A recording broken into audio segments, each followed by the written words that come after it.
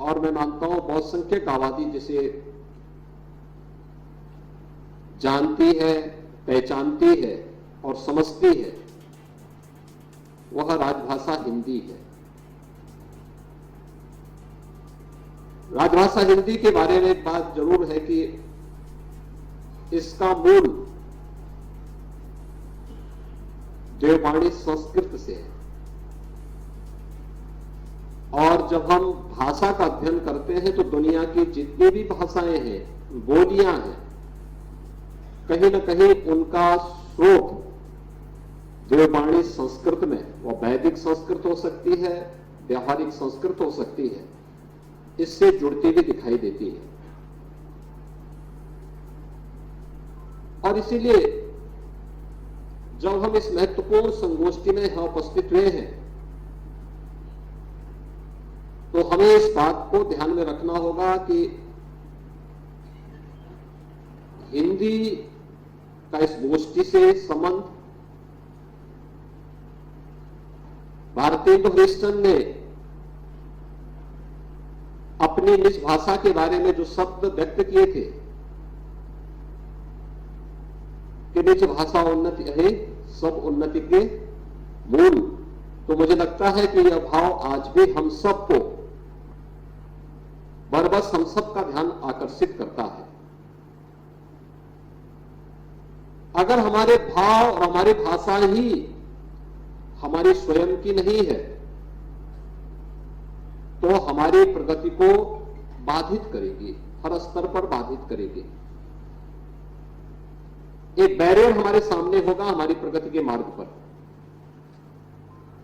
और उस बैरियर को हटाने के लिए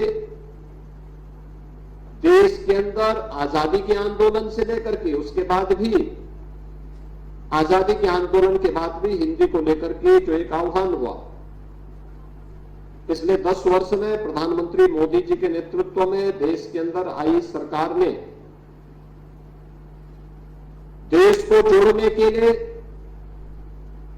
हिंदी को जिस रूप में एक व्यवहारिक भाषा के रूप में देश के अंदर और दुनिया के सामने प्रस्तुत किया है वह अभिनंदनीय है। और मुझे लगता है कि इस दिशा में नए प्रयास किए जाने की आवश्यकता है। मिलकर के संस्थाओं को आगे बढ़कर के इस अभियान को पूरी प्रतिबद्धता के साथ आगे बढ़ाने की आवश्यकता है। आज इसका परिणाम है कि मेडिकल और इंजीनियरिंग की पाठ्यक्रम भी अब हिंदी में आपको दिखाई दे रहे होंगे, और तेजी के साथ इस दिशा में लोगों के मन में एक भाव पैदा हुआ है। आज हम लोग देखते हैं जब दुनिया के राजनयिक आते हैं, अब वे भी जब भारत के अंदर आते हैं तो पहले जब भारत का राजनयिक उनके साथ संवाद बनाता था तो अंग्रेजी या उनकी भाषा को माध्यम बनाना होता था। आज जब वे हमसे संवाद बनाने के लिए आते हैं तो वे स्वयं भी हिंदी को माध्यम बना करके हमसे संवाद बनाना चाहते हैं। यह एक नए भारत का दर्शन हम सबको कराता है।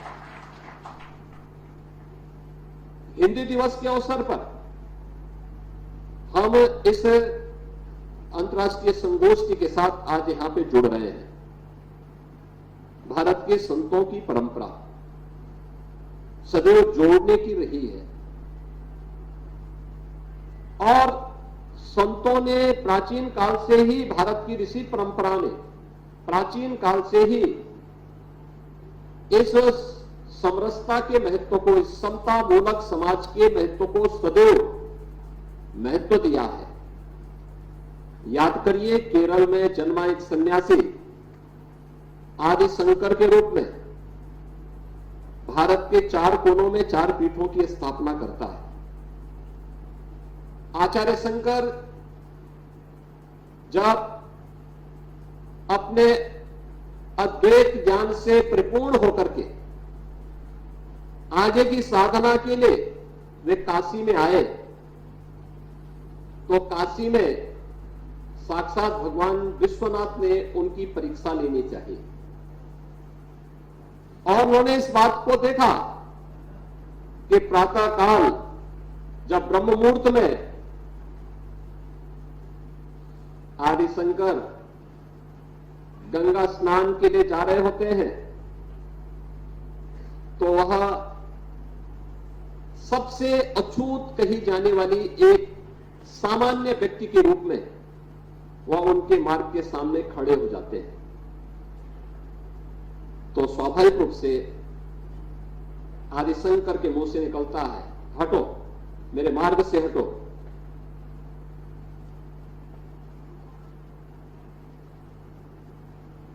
तो सामने से जो चंडाल होता है वह एक प्रश्न पूछता है कि आप तो अपने आप को अद्वैत ज्ञान के मर्मज्ञ मानते हैं, आप किसको हटाना चाहते हैं? आपका ज्ञान क्या इस भौतिक काया को देख रही है, इस भौतिक काया के अंदर बसे हुए ब्रह्म को देख रही है?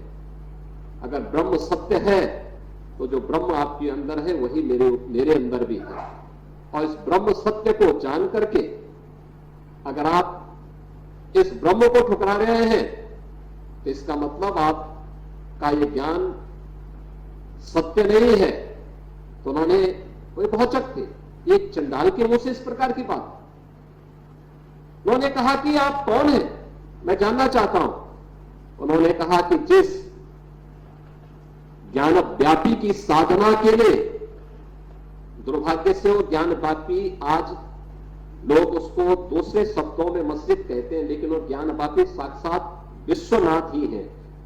जिस ज्ञान व्यापी की उपासना के लिए आप केरल से चल करके यहां आए हैं, मैं उसका साक्षात स्वरूप विश्वनाथ हूं। तो वह उनके सामने नतमस्तक होते हैं और उन्हें इस बात का पश्चाताप होता है कि नहीं, ये जो भौतिक अस्पृश्यता है यह न केवल साधना के मार्ग का सबसे बड़ी बाधा है, बल्कि राष्ट्रीय एकता और अखंडता की भी सबसे बड़ी बाधा है। और इस बड़ी बाधा को अगर हमारे समाज ने समझा होता तो देश कभी गुलाम नहीं होता, कभी गुलाम नहीं होता। भारत की संत परंपरा ने कभी भी इस बात को महत्व नहीं दिया। उन्होंने हमेशा समरस समाज पर जोर देने का प्रयास किया। दूसरे संत रामानंद जी के बारे में आप देखें, रामानंद जी ने भारत की उपासना विधि की एक विशिष्ट पद्धति को आगे बढ़ाया, लेकिन इस विशिष्ट पद्धति के साथ साथ उन्होंने कहीं छुआछूत और अस्पृश्यता को कभी महत्व नहीं दिया।